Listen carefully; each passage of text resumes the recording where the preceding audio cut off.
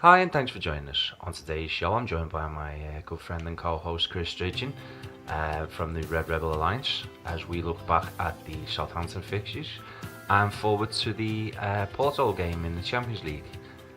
Also, we've got a special edition of the Predictor where we look for Champions League results. So, I invite you to sit back, relax, and join us over the pool and far away.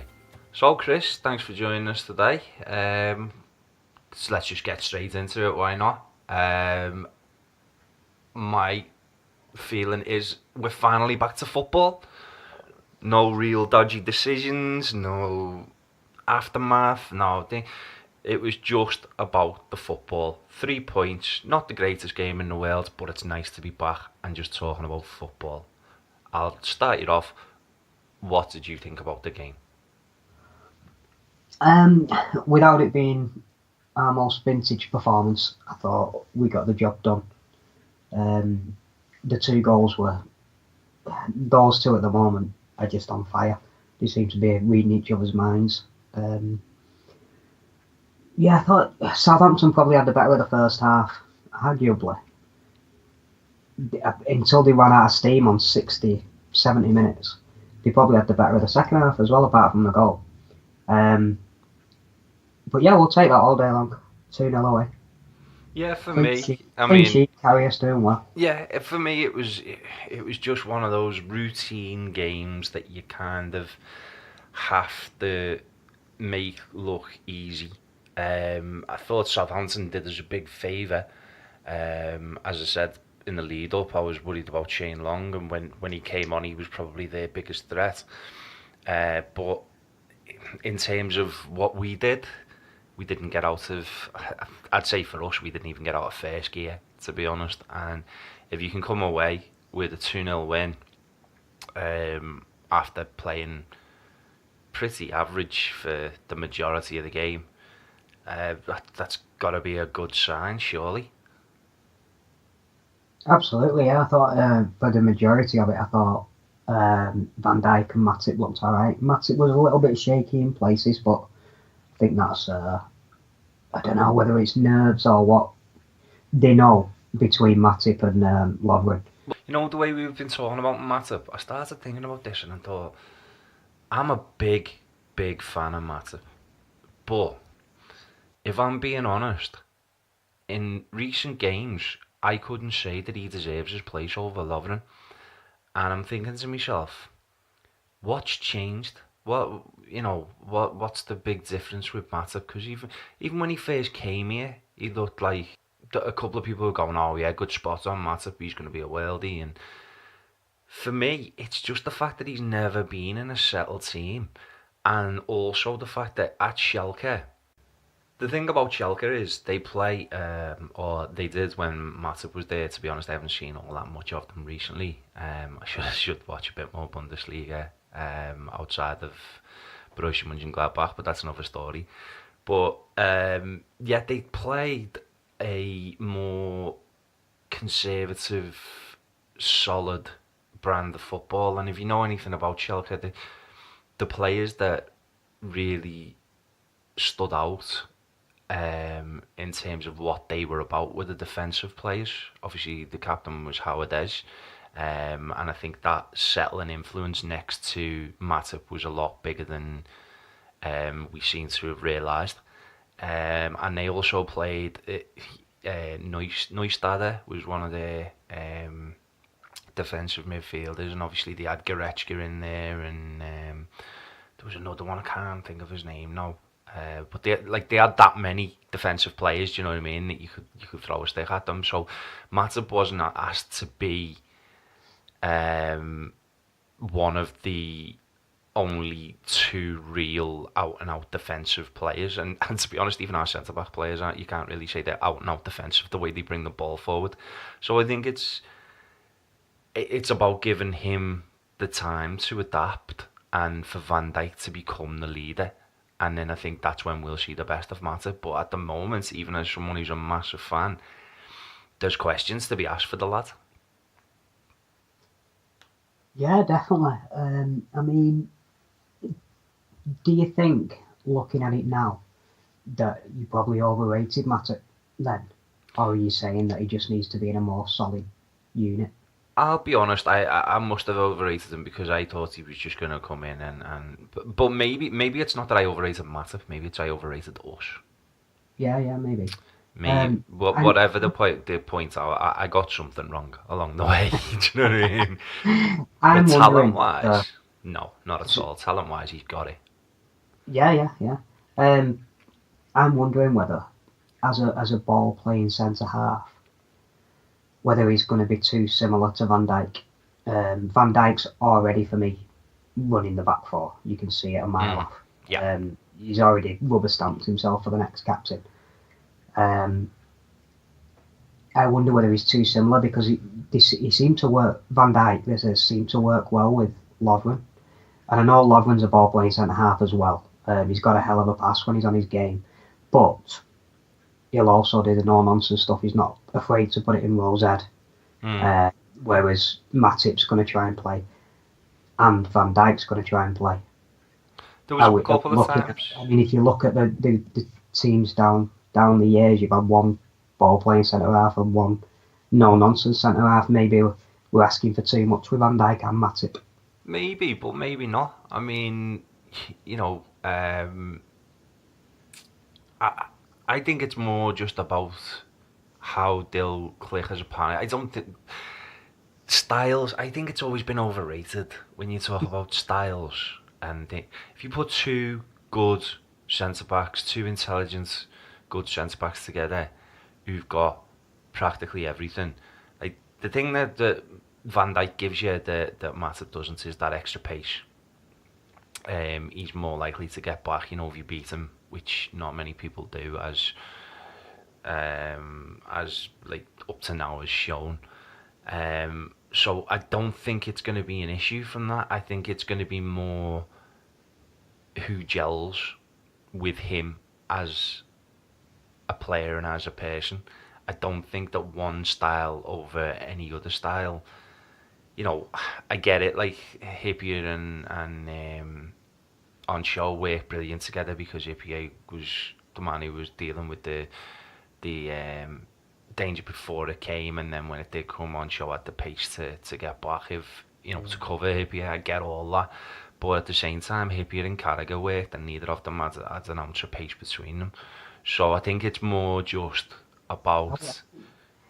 I wouldn't worry too much about the pace because if you've got the first yard in your head as a defender, you can deal with that as long as you're a decent enough defender. The point I was trying to make was more on the ball and making decisions and whether one's. Yeah, on the ball, it's going to be about learning to know who stays and who goes, and that'll come with time. But both want to go? Go on, sorry. Do you not think they both want to go? No, I think they both can go, but I think that's something that they'll learn in time when one goes, one stays. And listen, when you've got two centre halves like that, it just again screams out for a holding player. Yes, it does. Because it's like Klopp's trying to reinvent the wheel. And as I've said, there's a lot that he gets right, but you name me any team in world football that's won anything without a defensive midfielder. I'm not talking about a defensive midfielder who has to sit in front of the back four and is stringently but somebody that anchored to that role. I'm talking about a defensive-minded player. Even those total football sides that Rinus Michels had players who were capable of playing that role. We don't have them. Don't talk to me about Emre Can. He's not that player. I wasn't even about. I know, but some people do. This is the thing that winds me up. He's not that player. No, At his best, Can is either a defender in a back three or a box-to-box midfielder. He's one of those two. Take your pick, because he's not a whole midfielder, and I don't think he ever will be. And I'm telling you now, if Juventus try and make him that, then they're missing out, because that's where he's going. Let's face it. Let's have it right. Yeah. We still haven't had any clarification from him whatsoever, and yet he wears the captain's armband. Don't even get me started on that. That is an absolute aberration. It's sorry, that's like just disgusting. it makes me sick to my stomach thinking about all the great players who've earned and worn our captain's armband. And you know, next time before anyone starts calling out Jordan Henderson, remember that Jordan Henderson was going to be thrown to Fulham like yesterday's garbage, and he turned around and said, "No, I want to stay and I want to earn my place. Yeah. I will have more time for that, regardless of who you think's better." And by the way, Jordan Henderson is better at the role that he's being asked to do. You could see it straight away as soon as he came back into the Liverpool side. You could see what we were missing. And to some degree we missed it yesterday, because I'm telling you now, Jordan Henderson wouldn't have let them run that midfield the way they did in the first half. I mean, James Milner did well when he came on. He did. He calmed it down. He did. And that's what we were missing in there. Sorry, I get angry about that one. I'll try and put that back in my pocket for now and no, that's fine. Don't worry about that. It's not, obviously it's not you I'm having a go at it. It's just people who move the goalposts. Do you know what I mean? Somebody asked me to explain why Can got booked for the game yesterday, and I said, well, he probably, the only reason I can think that he got booked is because he was under a 5 rating. I have no idea what that booking is, and also, listen, if you want to tell me that foul on Firmino's not a penalty, then that's fine. I would happily agree with that, like 90% of the time.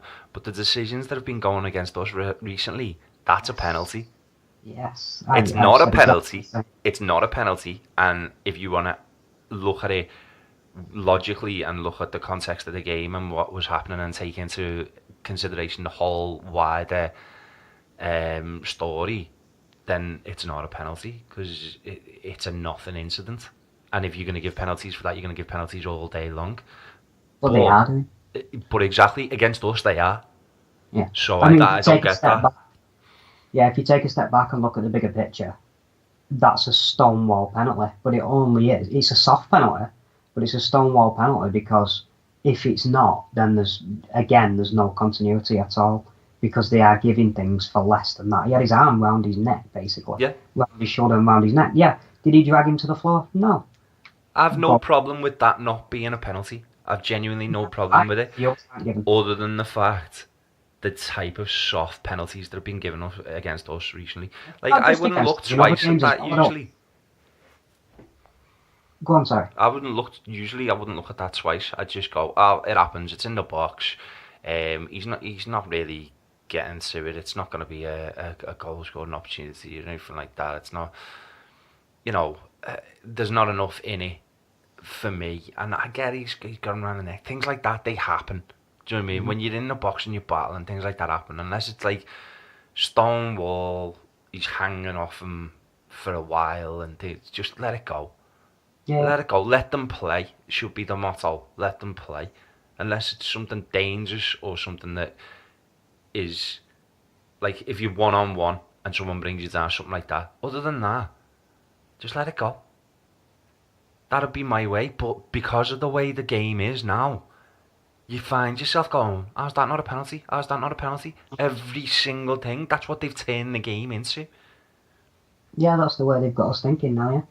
Because I think it's kind of simplifying it to say, well, this happened against us last week, so we should get this. It's not just against us, it's across the board. Oh yeah, no, that's completely agree. Every game, it's at least one game every week where you go, how's that a penalty? And now instead of saying, how's that a penalty, you're right, now you're saying, well, if that was a penalty, how's that not a penalty? Well, the one, they go through phases, you see. And at the moment, we're just on the wrong end of it. I don't think there's anything biased, and I don't think it's maybe a little bit with Harry Kane being English, he gets a little bit more leeway than other players, but that's fine. Gerrard used to get a lot more leeway. You can't argue it both ways. But they go through phases. Do you remember when there was a big crackdown on pulling the shirts and wrestling for corners? And the first 2 weeks of the Premier League that season was mental. It was like everyone was getting red cards and penalties, and then they just went, oh no, this isn't working. Yeah, that's it. Instead of seeing it through and making sure that it stopped that happening in the game, they just bottled it and just let them get on with it now. Yeah. They have to go one way or the other, and they don't. That's it. That's it. And listen, if you want to talk about stupid penalties, Martin Skrtel got away with 1,000,000. Oh yeah, he was No the player worst. in the Premier League held on to players more ridiculously than Martin Skrtel. I'm not here to be a hypocrite. I used to watch It was games terrible. Yeah. shuddering when he was in the defence. When a corner had come in or a free kick, you just like, oh God, no, what's he gonna do? Yeah, he was terrible for it. I mean, Encho was bad for it as well before that. Yeah, Even Carroll was bad for it. I mean, down the years, we've it's been as bad for it probably as everybody else. You can yeah, look at other sides and think Bruce Pallister probably did the same. yeah. No, Adams, it's Keown, different the same. levels. Though Skrtel was out on his own. Him, Vidic. Some of the things Vidic got away with were like they were MMA moves. Don't get me started on him. He was terrible, Vidic. I mean, he got sent off a lot, but he should have been sent off a lot more than he was. Possibly the most overrated centre back, and I don't say that as in he was a good centre back. Don't get me wrong, very good centre back. But the way people talk about him, oh, he's the best ever that there's ever been in the Premier League. Like, really? Seriously? You're gonna. I mean, we've disagreed on this in the past, and I know you're about to like slightly blow a gasket here, but Oh, here we go. I think he's the second most overrated centre half in the Premier League Oh. to Rio Ferdinand. No, Rio Ferdinand was better than Vidic. Yeah, he was better. No, he wasn't. Yeah, he was. Wasn't his whole game was based around passing to the closest player to him. No, not having it. I'm no fan of Rio Ferdinand the person. No fan of any Man United players, but I think Rio Ferdinand was actually at I've the actually got a lot of time time was for him as a slightly player. underrated, but now he's another one who's become massively overrated in time. But he was a good centre back, and I'd certainly rather have had him than Vidic personally. I think he had a lot more to his game. But anyway, listen, somehow we've got on to Digressing again. Manchester United. So, Loris Karius, I thought he was sort of the biggest talking point overall. I think he's starting to prove what you can do when you get a run of games. He looks a lot more confident. He's not always making the right decision, but he's making decisions. Yes. Not waiting for things to happen, and I'll always applaud that. The next step is to try and cut out some of the bad decisions, and the worst ones that he's making at the moment is punching the ball. If you're going to punch the ball, fine, punch it, but don't punch it when it's below your waist, and don't punch it when you're not going to get enough purchase on it.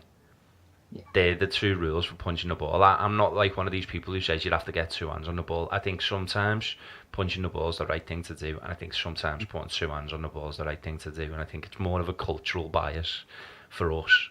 It's because we've seen keepers come and just to put two hands on, but if the rest of the world are all out winning World Cups and European Cups and their keepers are punching the ball, there's probably something to it. Yeah, I mean, I think there's a lot to be said for it because if you get decent purchase on a ball and you get a decent punch in it, it can automatically put your team on the front foot if it goes the right way. So there's that to it, but you bang on about making decisions. It does my head in when people don't make a decision. That goes for goalkeepers, outfield players, wingers especially, where they end up doing nothing. But with Karius, he's doing something and he's doing it really quickly. His distribution has improved tenfold. Yeah. And I know he did that. I know he threw that one out that went awry and went straight to one of their That'll players. happen. But he made a decision straight away and he did Exactly. it. And if he hadn't have made the decision to roll the ball out, we wouldn't have scored the first goal. Yep. Because he's got us on the front foot straight away. It's like anything. And it's like 3 passes from there and bang, we scored. It's like anything. If you keep repeating it over and over and over again, sooner or later you'll make a mistake. Yeah. If you play safe and don't, then you won't make the mistakes, but you won't give your team the advantage. It's a balance. Yeah. And he nailed it against Southampton. I thought he was brilliant in terms of his distribution, and I also thought his speed of thought. Remember when he first come over and I said, I think he's going to be a boss keeper, and like after about 1 or 2 games, people were just like, what are you on about? Yeah. And I'm like, give the kid a chance. He's been here 5 minutes. But the And big thing was about his distribution, and at the time, his distribution was worse than Mignolet's. yeah, But now we're starting to see it, and I just think it's a big confidence thing. yeah. But it's, for me, even more important than his distribution was his speed of thought. Because when I watched him, the one thing that stood out to me was he was in the position to make saves before the striker or the attacker, whoever it would have been, was ready to take the shot. And the perfect example was when the ball came over the top to, I think it was Tadic who played the ball in, and I think it was Carrillo who the ball fell to. And Yeah. before he'd Oh, even got it out of his feet, Karius had recognised the danger. He'd recognised that the defender had been beaten. I think it was Robertson who got beaten at the back post. And the ball fell. On the side, actually. Yeah, ball fell, and as soon as he's beaten Robertson, Karius is on top of him. It was like watching Schmeichel, the way he came out. Peter Schmeichel, not Kasper. Although Kasper does do it as well. But the way he spread himself, the way he showed the speed of thought, the anticipation to read the ball and to get there. And do you know what made me laugh? The commentator, I got to watch it on Sky, and I think it was Martin Tyler who it was. It might have been the other guy. Can't even remember who it was who was commentating. But it was Gary Neville, wasn't he? Was it? Yeah, Gary Neville was on it. Yeah. Whoever it was, he said he should do better there. And my first thought was, the keeper. The keeper is the one who's made sure he doesn't do better. There was nowhere he could have put that ball. There was no way in that speed, in that split second. Yeah. I thought he took it down really well and got the shot away well. It was just a good save. Nothing more he could have done. Nothing more that attacker could have done. Not everyone can be Messi. Like most attackers in that situation couldn't ask any more of them. It was the fact that the goalkeeper was better. And it's very rare that we've been able to say that this season. And as long as he can start punching the ball less when he doesn't need to, as long as his distribution continues at the level that it's at, and as long as the speed of thought and like his agility, I've never had a problem with that. As I say, if you want to see how agile a keeper Karius can be and what a shot stopper he can be, just type in Karius against Bayern Munich and enjoy. Yeah. Because it literally was like Karius against Bayern Munich. They just took shots at him for 90 minutes. Him and Ter Stegen are the only two keepers I've seen where a team has just literally just sat there. Well, not literally, but you know what I mean. They've sat there and just took shots constantly, and they should have scored so many more goals. I remember Ter Stegen doing it in a Champions League game. I can't remember who it was against, but it was when he was playing for Barcelona, and it was just the attack again. I think it was Bayer Leverkusen, I think it was, and it was just him against Bayer Leverkusen for like half an hour. But this Karius was just against Bayern Munich for like 70 minutes. It was ridiculous, and he was just making save after save after save. And I think that's the game that we bought him off the back of, to be perfectly honest. But anyway, moving on. Virgil van Dijk. One more point on him. Go on. Keepers generally don't come in the prime till what, 28, 29? Exactly. Karius is still only 24. So, exactly. Yeah, mate, I'm guilty of it, don't get me wrong, but I think a lot of us have judged him a little bit too quickly, maybe. I like to give players a little bit more time. In very rare occasions, I'll write someone off. But most of the time, I'd like to be a bit more considered than that. I can't say I always have been, but I think you learn as you get older that it's not as black and white as you think it is. And having Jurgen Klopp as a manager is going to teach a few people about that as well, because he will stick with them. Definitely. I think the reason that I wasn't as patient with Karius was because I didn't think Mignolet was anywhere near as bad as people were saying. I kind of think that Karius is showing exactly how bad Mignolet was. Or maybe just how good he is. We'll see. Well, I appreciate you trying to be nice about Mignolet, but Mignolet is one of the ones that I have written off. And it took me 3 years to I wouldn't say turn on him, but to change my opinion, if you like. To be honest though, when we got him, I wasn't like, oh yay. I did that sort of thing where, you know, when Liverpool's trying to play it and you go, let's try and look for reasons this is a good signing. Like, he's a good shot stopper. And then that was it. And then he just stopped being a good shot stopper as well. So, listen, I tried to justify Konchesky, so less said about that, the better. I'd say moving on. These things at the time. Van Dijk. Thought it was a captain's performance. He might not have been wearing the armband, but just dictated the back four and everyone else around him in complete control. At no point in the whole 90 minutes did I ever see him anything other than in complete control of the situation. Yeah, totally agree. I could tell as well. You can tell by a player's mannerisms sometimes as soon as they come onto the field. When he was booed, I loved it. Before the ball was even kicked, did you see his little laugh? Yeah, he loved it. Just had a smile to himself and just a little laugh, and you knew that he was just going to be on it for the full 90 minutes. And he was. He had a great game. He had a really good game. That's the sign of a winner, that. Yeah. Steve Gerrard used to love the abuse he got from Evertonians.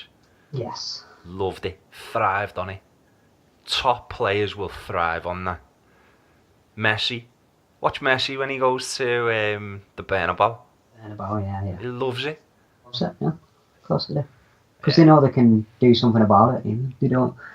You can boo as much as you like, but when that ball gets at my feet, I'll do something about it. Yeah. It's their stage, innit? If you're good enough and you know you're good enough, it's like, thanks for booing me. It shows that you wanted me. Yeah. Yeah, exactly. Yeah, so the midfield, we'll go through, like Matip. I'll give it rankings. I'd say Karius 8 out of 10. Yeah, I'll go with that. I'd say Robertson, not his best game. I'd say 7. Yeah, I'd give him a 7 as well. I thought he started shaky and then grew into the game. Van Dijk, I'd give a 9. Yeah, I'd give him an 8. I thought he had a really good game, but I don't think he had enough to do to give him a 9. See, with the mistakes that were made and how he made up for them, and how, like, I get what you're saying in that he didn't have enough to do, but if you can go onto the pitch, not make a mistake all the way through the game, and completely just shut down an attack, because that's what he does. That people don't get how good he is, because it's like they don't understand how bad the rest of the defence is and how important it is that Van Dijk's on the pitch, especially when he hasn't got a defensive midfielder in front of him. So yeah, for me it's a 9. I get why you're giving him an 8. I'd go for an 8. I always start him on a 6, and then if they're doing something good, they move up. I'll tell you what, 8.5. We'll meet halfway. Okay. 8.5. Okay. Matip 7. Yeah. Yeah, maybe a little bit of a generous 7. He did make a couple of. Yeah. But we'll give him a 7. Which overall the defence wasn't too bad. I'd say Alexander-Arnold, probably 6.5. Thought a couple of times at the back he got found out, and a couple of times, funnily enough, Matip was the one who came over and helped him out. Yeah, that's true. I'd push him onto a 7 because some of his balls down the line. Some of his passing going forward, but I always tend to rate a defender on his defence first. So yeah, I'm happy to give him a 7. Listen, if we're in a good mood. 7, I think Trent's getting a 7. Yeah, we're in a good mood. We got because he made a couple of mistakes as well. So yeah, all right, we'll be generous and we'll give them both 7s, even though they probably both should have got like 6.5, 7, whatever. So we're in a good mood. It's fine. Yeah. Well, we got 3 points. You can always mark a bit more generously, can't you, when you win? Yeah, if this is a draw, they're all getting hammered. Oh yeah, that's it. No doubts about that. Emre Can, a generous 7. I'd go with a 6. To be honest, I thought. I was just trying to be nice there. I'm glad you said 6 because I'll say 6. He charged the ball down well. He tried to close down the play well.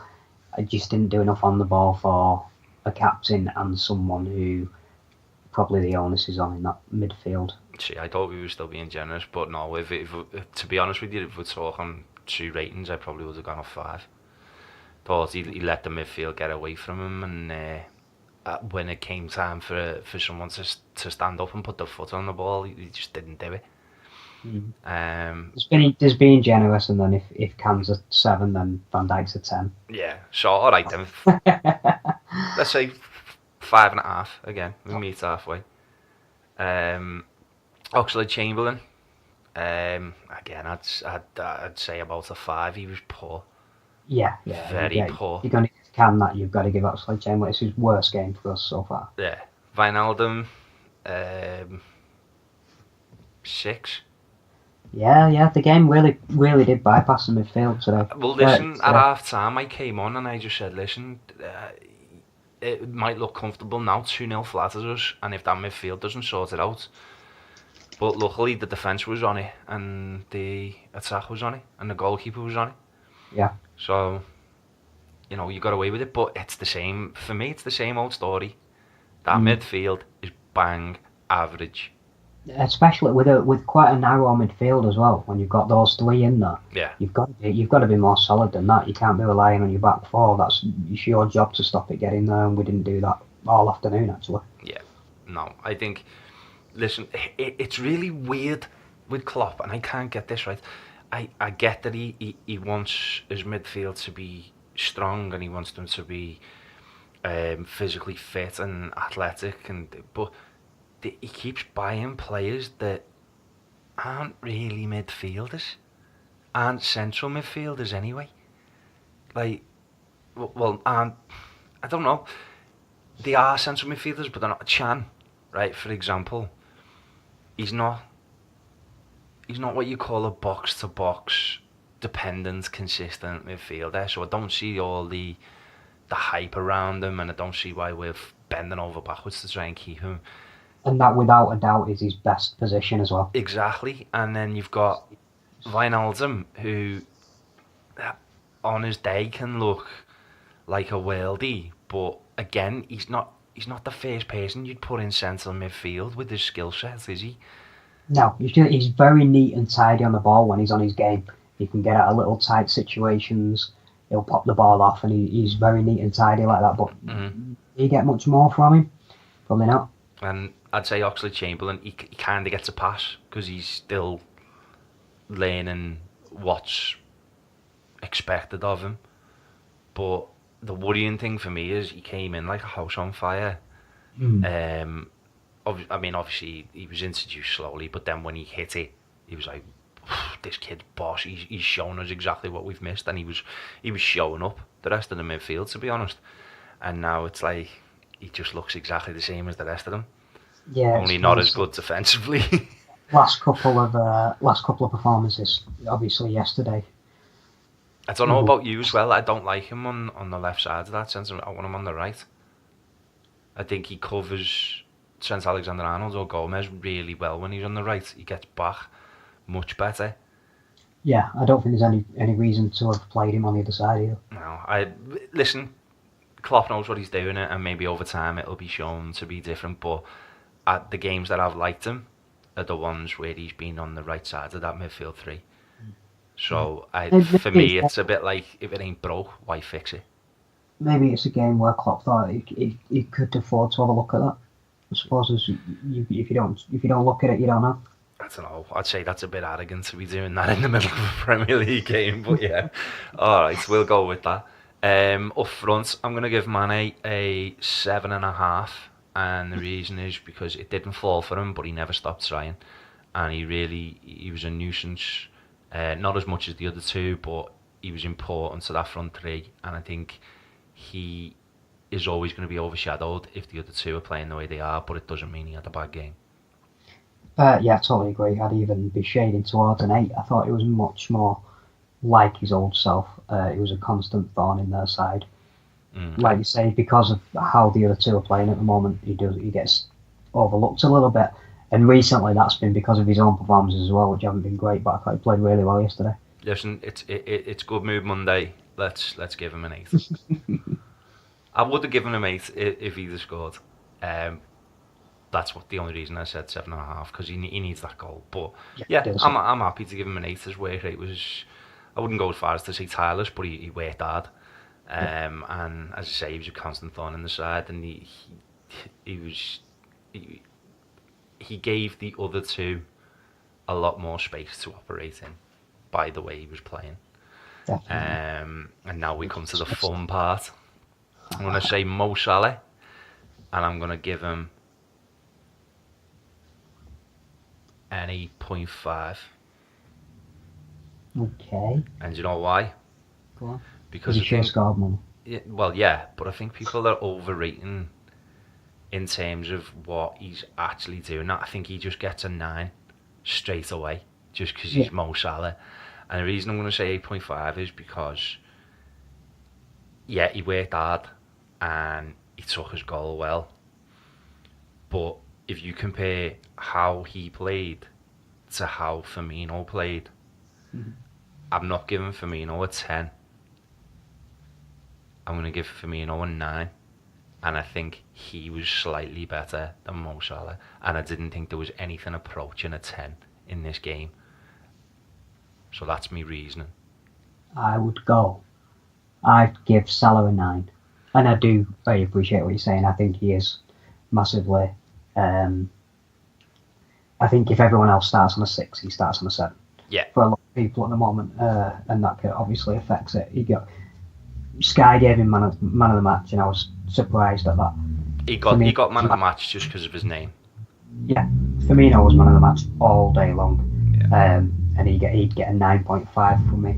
I think that's as close to a 10 as we've seen this season. His work rate, even for him. Well, apparently the angry Mo Salah bikers have turned up outside my house. Sorry about that little background noise there. It's a good mic, but it picks up absolutely everything. So yeah, I thought, looking at his stats, he made 6 tackles in the game. For a centre forward, that's phenomenal. Is he a centre forward? I think he's becoming more of a centre forward.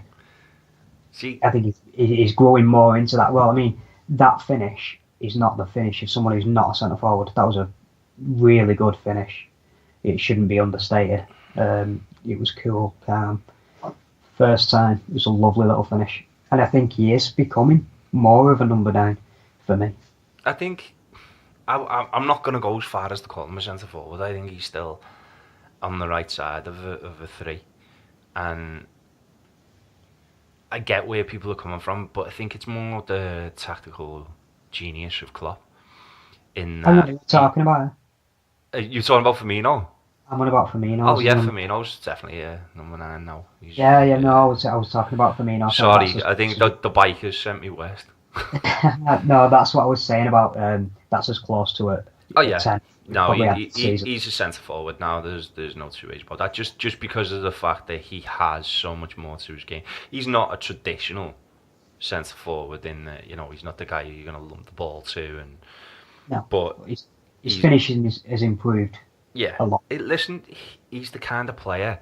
When people talk about the Makelele role, he plays the Firmino 20 yards further forward. No, he plays the Firmino role.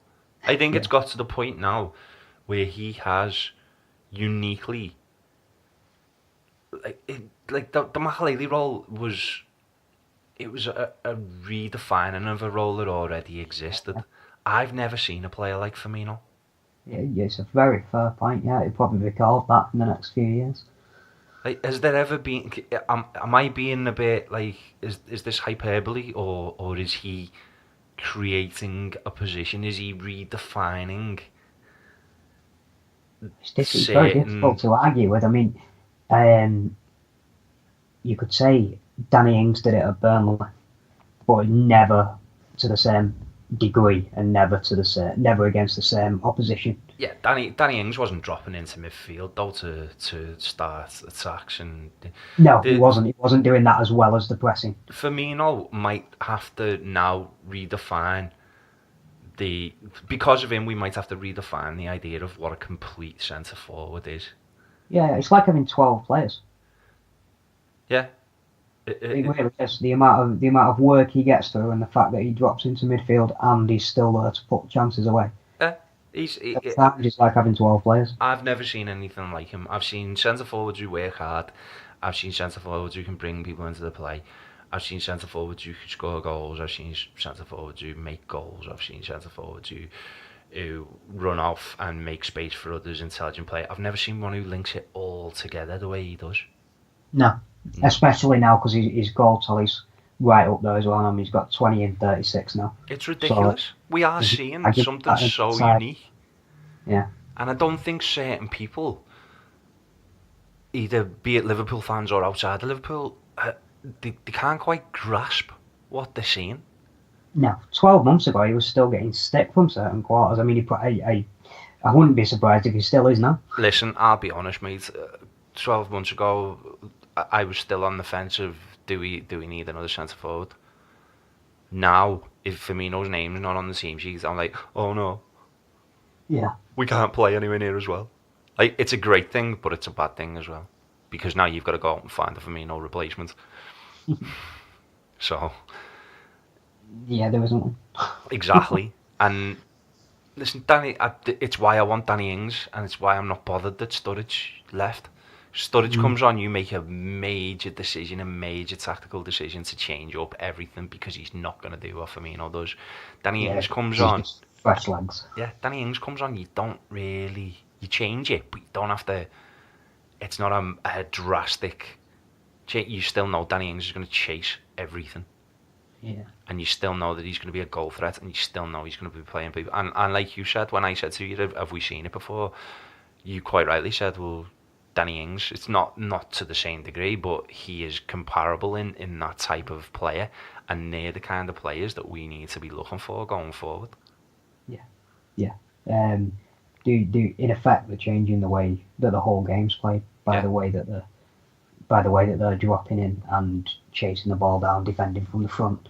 I mean, you can go back 3 decades and Ian Rush was doing it, but he was closing players down. He wasn't harassing players and harrying them the same way that a Firmino and Ings would now. Yeah, I'm not saying that centre forwards haven't closed people down before. Kevin Davies is a player who springs to mind when you're talking about that. Ian Rush, as you've rightly said, I'm not saying there hasn't been hard work in centre forwards, but I've never seen one who brings it all together the way he does. And listen, if we're talking about finishing that, he's still got a long way to go in terms of being compared to the likes of Ian Rush, obviously. But he's just... I'm going to say it one more time. He's unique. He's something we've never seen before in terms of everything. I've never seen a centre forward who brings more to the game, and Klopp knows it, and that's why he turned around and said, Salah world class most of the time, Mane most of the time, Firmino all the time. Yeah, and rarely talked about, which I think is a good thing for us at the moment. Oh, that won't last. So you can fly under the radar, I'm happy. That won't last. Anyway, on to Porto. I'm going to give you the quick rundown of Porto, unless you want to say something about them. I don't know how much you know about them. No, I'll let you take the lead, mate. Okay, so I haven't watched a hell of a lot of them, but I watched them in the Champions League. And I've also researched just to make sure that everything I'm saying is right. But they're a cultured attacking side, type of team that goes for death by football. They like a possession-based game, and it's kind of strange because even though they like the possession-based game, the 2 attackers that they've got are like nothing like that. They're just battering rams. Mostly they prefer a 4-4-2, but can play a 4-2-3-1. In terms of danger man, you've got Vincent Aboubakar, who's got 5 goals in 5 games in the Champions League, and Marega. Don't know as much about Marega because I've watched Aboubakar previously before he signed for Porto, and I do know from what I've seen of Marega, he doesn't look as polished as Aboubakar. And I know he was also linked to Man United, but that's a bit laughable. There's no way he's good enough to play for them. He's certainly not good enough to take the lead of Lukaku. Hector Herrera is another player who plays for them. I'm a big fan of Hector Herrera. He'll look to control the tempo of the game. You can compare him to Scholes in the way that he plays, but he's much more combative and he can actually tackle. Nowhere near as much of a goal threat as Scholes, so it's not an ideal comparison, but when you watch them play, you'll understand where I'm coming from. Like a barometer, and everything runs through him. They've got Brahimi, who some of you might know. He was linked quite heavily with Everton. The best way I can describe Brahimi is, I think he said Barini then. Best way I can describe him is he's a street baller. He reminds me of Mahrez. Yeah. Think Mahrez, but with Tevez's build. It's like a little cannonball kid. He'll just run at you all game long. He'll run at you, he'll look to beat you, he'll look to beat you with skill, with pace. He's a constant threat and he will cause trouble. Funnily enough, Alex Telles, left back, who we were interested in. I say funnily enough, the reason is because I didn't want him because he can't defend. He's more of a modern wing back, even though they play 4 at the back. And he's much better going forward than he is defensively, particularly from set pieces. That's something to watch out. It's sort of like a really poor man's Roberto Carlos, if I had to compare him to anyone. That's twice. I've now said Cannonball Kid and Roberto Carlos in the same thingy lead up. I think he could be a weak point, to be perfectly honest. I think, as I say, I don't rate him defensively, and I think him going up against Salah, they could be in for a long night if that goes the way. Listen, you don't know how the game's going to go. You can't just pick one player up against another one. Football's not like that. It all depends how the game pans out. But keep an eye on that one. That's what I'd say. On the other side, Ricardo Pereira, much better defender, much smarter player, far more accomplished with and without the ball. And just solid. The type of right back I'd quite happily take at Liverpool. You can also play left back as well, but he is predominantly right-footed. I think that's pretty much it for them. The big one is whether Danilo Pereira, if he's going to be back. He's struggling with injury at the moment. He's going to have a late fitness test. All the indications are that he won't be, but you never know what to believe. He's solid, defensive, just a unit, and he could be a telling miss for them or a huge boost. Depends how it goes. And obviously they've got Casillas in goal, not what he used to be, but still, an experienced goalkeeper who's not going to make, well, you wouldn't think is going to make too bad a mistake. And I think they're very much like us in terms of they'll be looking for a new keeper soon, if Karius doesn't pan out, that is. They've got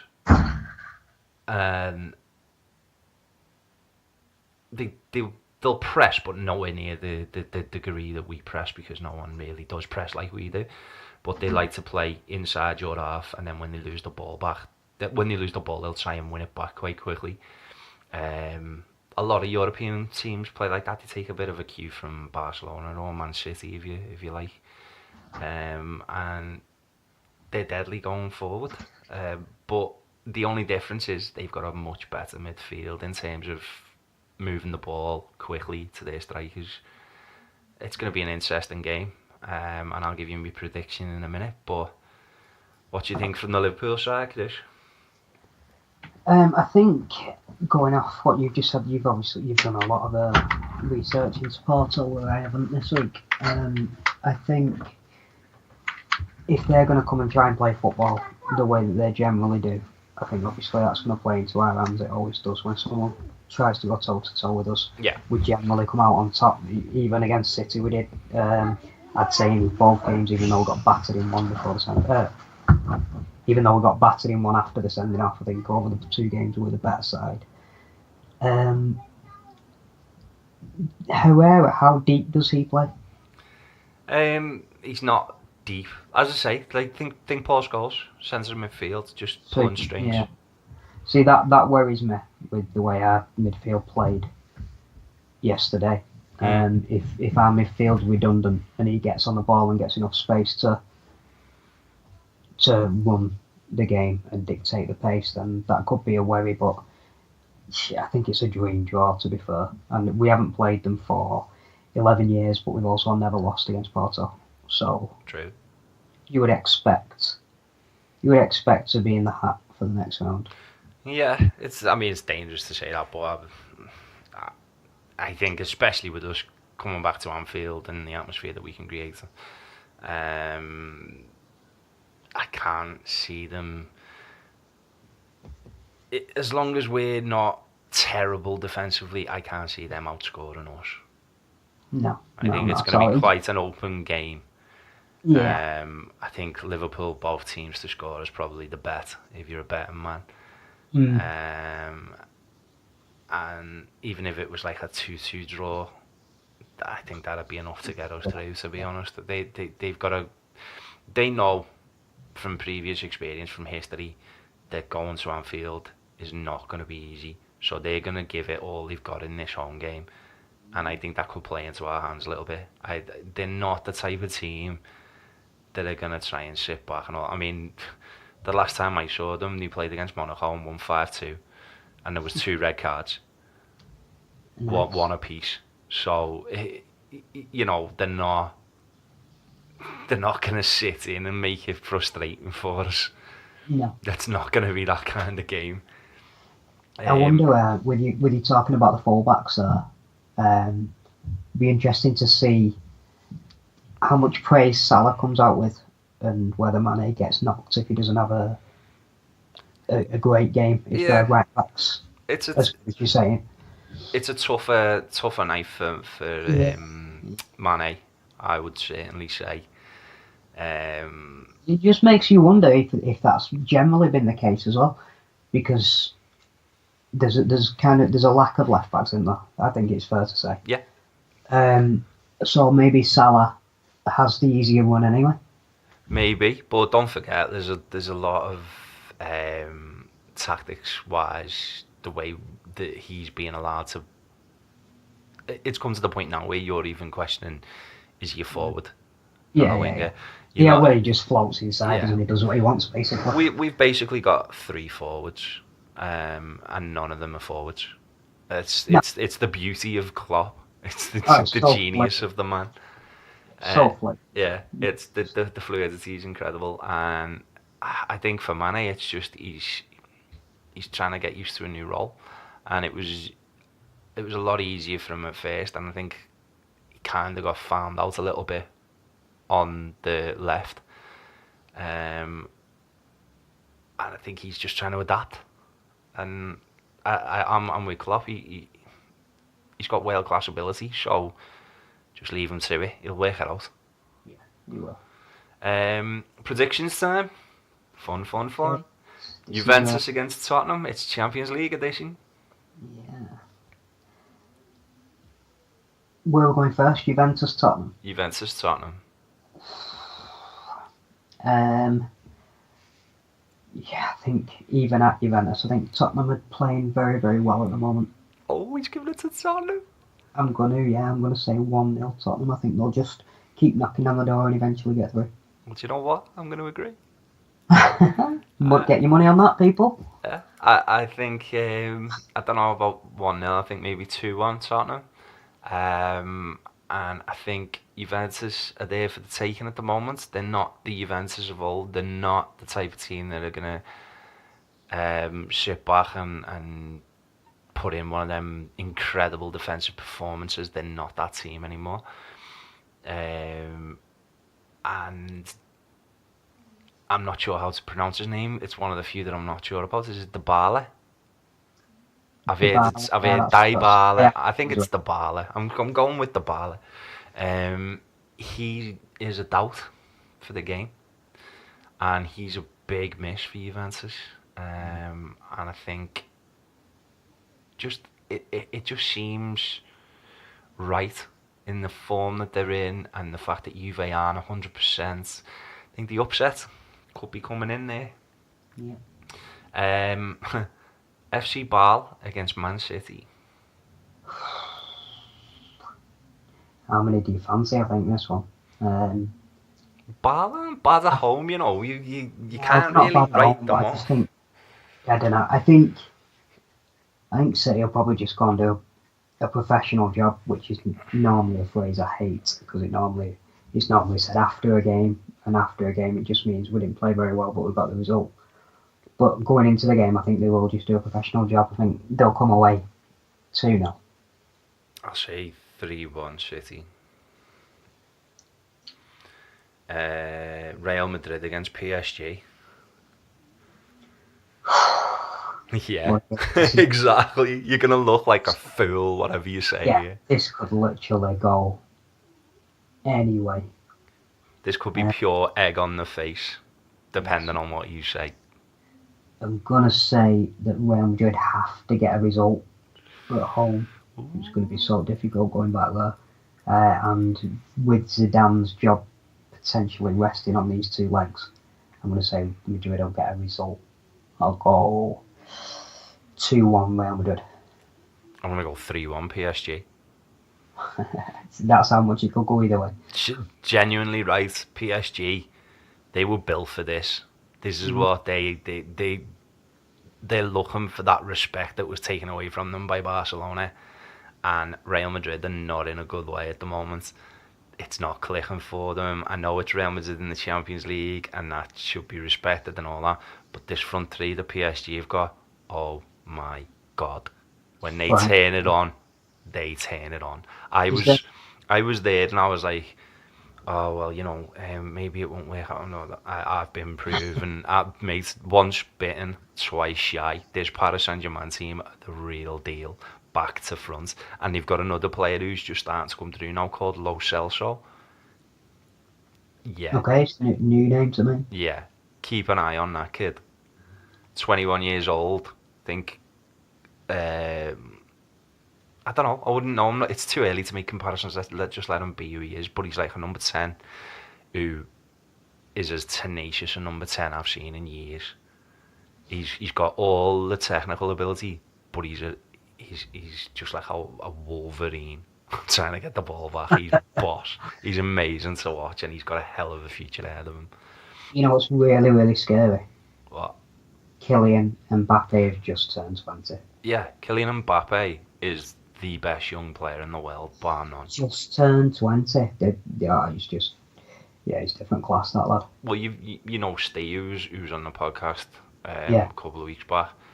He quite rightly pointed out that the last time we saw a talent this frightening, his name was Ronaldo, and the Brazilian Ronaldo. Yeah. Because he's that level of good. That's a scary comparison. Yeah, so there you go. Bayern Munich against Besiktas.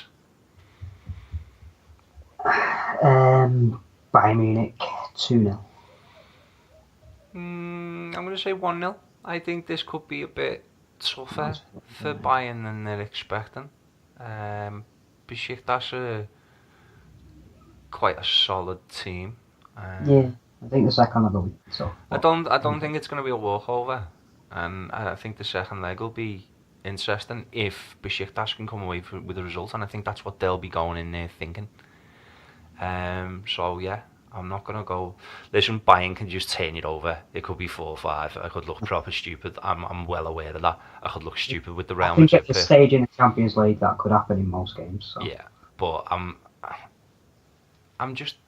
there with Besiktas. Like, I think they could keep this one interesting for at least another leg. In fact, I think they could actually go through from what I've seen of them. But it all depends. If Bayern turn up and they're Bayern, Besiktas aren't going through. But if Bayern aren't 100% on it, Besiktas are the type of team that are good enough to cause an upset over 2 legs.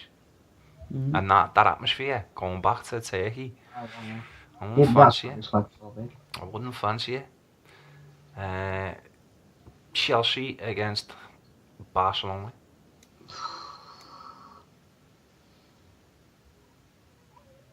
Chelsea have been so, I think disappointing is the wrong word, because I think we're quite happy to see it happen, but they've been poor in recent weeks. Barcelona just frighteningly good most of the time. But again, I think, didn't they draw 1 apiece the weekend before this one just gone? I don't think this is going to be as free-flowing a football match as a lot are thinking. I think 1-0 Barcelona, and I don't think many will be going for under 2.5 goals there. 2-0 Barcelona. Comfortable 2-0 at that. Sevilla against Manchester United. I'm going to move away from my usual 1-0. For the first time, I think, since we started the podcast, that I've not said 1-0 Man United. Only because I think... No, last week. The weekend just gone. Oh, yeah, I went 1-0 Newcastle. Yeah, obviously. both nailed that one. We did nail that one. I think our new dealers as well, if we agree on something, we have to put a few quid on it. Some money on it, yeah. So, I think that's fair. Tottenham, Man City, Liverpool... Are we going for... And Barcelona is the accumulator at the moment. We're going for outcomes, not scores, yeah? Yeah, we go for outcomes. It's hard to get money on scores, like. Hey, listen, we nailed it at weekend, why not? Yeah. Anyway, right. I think Sevilla will come out and try and play football, because from what I've seen of them, that's how they play. I think they'll get an early goal, but United will turn it around at the 1 apiece. That'll be a good result for United, to be fair. I like that. I like where you're coming from. I don't think they'll lose at the Sanchez Pizjuan. They're a very good home side. They're a good footballing side. But you know what? I'm going to go one step further. I'm going to say Sevilla 2-1. Nice. Shakhtar Donetsk against Roma. This is the game that not many people will be tuning into. They won't, no, but I think Roma are quite a good side. Yeah, they're good to watch. So is Shakhtar. So it could be a really. It's one where you it's wouldn't the one that'll think. It's probably the best game. Listen, Bayern against Besiktas is going to be the most dull game. Let's face it. But Shakhtar against Roma is probably the most even on paper. Yeah, I think Roma would take a draw right now. Score a draw, they'd take it all day long right now. And I think they might get it as well. I'm going to go 2 apiece. I'm going to say 2-2 as well. Yeah, I like that. I think it'll be an open game of football. I think both teams will be going at it. I look forward to watching the highlights. This is it now. This is where the Champions League starts to be the Champions League. Yes. You've got rid of all the chaff now. So, yeah, I think we'll call it a day then, unless there's anything you want to add. No, that's great, mate. Great show as always. No worries. Well, pleasure having you as the co-host, as always, and we will see you later. Speak to you soon, Paul. No worries, mate. Take it easy. So that's all we've got time for, other than to let you know that the website for the podcast is on the way. We also have a few other ideas that we're batting around to help us grow and improve as a podcast, and also as a community, which you've helped us to be. Hope you feel as much part of this as we do. Certainly get that feeling from many of you. And if you'd like it to send us any feedback, then just let us know either via otpafa@gmail.com or on the Facebook page, Over the Pool and Far Away. And with that said, with one eye on Porto, I'll end as I always do, saying, come on Liverpool.